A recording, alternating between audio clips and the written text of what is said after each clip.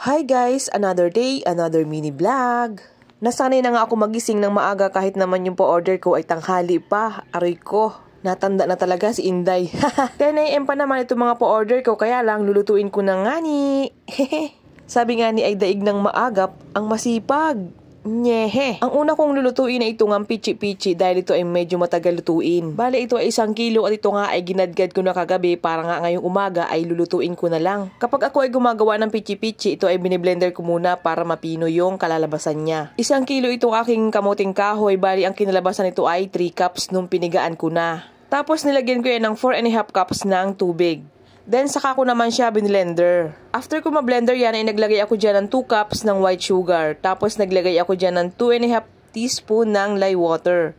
And then, naglagay din ako dyan ng 1 tablespoon ng vanilla extract. 2 customer nga lang ang pa-order ko ngayong araw, kaya ako ay hindi masyadong nagmamadali. Habang ako nga ay nagpapainit ng tubig sa steamer, ay pinahirang ko na ng mantika itong aking mga molder. Malapit na nga kumulo yung tubig sa steamer, kaya naman dali-dali ko itong nilagay sa mga molder. At ayan, kumulo na nga yung tubig sa steamer, kaya naman isasalang ko na ito. 2 layer nga itong aking pichi-pichi at ito nga ay isasalang ko ng 40 minutes sa mahinang apoy. Habang nakasalang nga ni yung aking pichi-pichi, aba ay bigla akong nagutom. Kaya naman ako ay kumain muna dyan ng itlog na nilaga. At ayan nga, pagkatapos kong kumain ay naligo na rin ako para fresh naman ang pakiramdam ni Inday. After 30 minutes nga ni, ay unang naluluto yung ilalim, kaya naman ipinagpapalit ko to. So nilalagay ko yung ilalim sa ibabaw. Tapos yung ibabaw, syempre sa ilalim.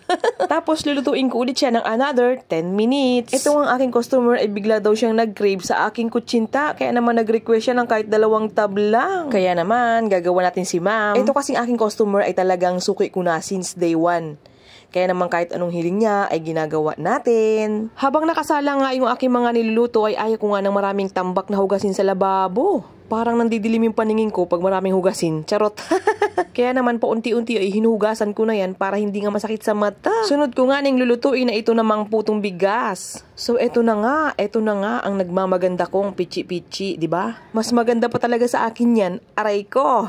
Habang ako nga ni ay busy sa aking ginagawa, ito namang aking apo ay ang daming tanong. Ano nga ni daw itong aking nagawa? Nahingi nga siya ng puto dyan, kaso nga ay hindi ko pa nga naluluto yung aking puto at gigilingin ko pa nga lang. So ito na nga yung bigas na binabad ko kagabi. So bali ito ay tinanggal ko lang yung pinakatubig na pinagbabaran ko at ilalagay ko nga dyan ay gata. 4 cups na gata ang inilalagay ko sa 1 kilong bigas. Bali yan nga ang ipinangsasabaw ko habang ito naman ay aking biniblender. So ito na nga yung aking nagmamagandang kutsinta. Natapos ko na i-blender itong aking bigas, kaya naman naglagay ako dyan ng 450 ml, 450 grams ng white sugar. Talaga naman, nakakabulol talaga. Ay nako. Makakailang beses ka talagang paulit-ulit bago mo talaga ma-perfect talaga, day. Grabe.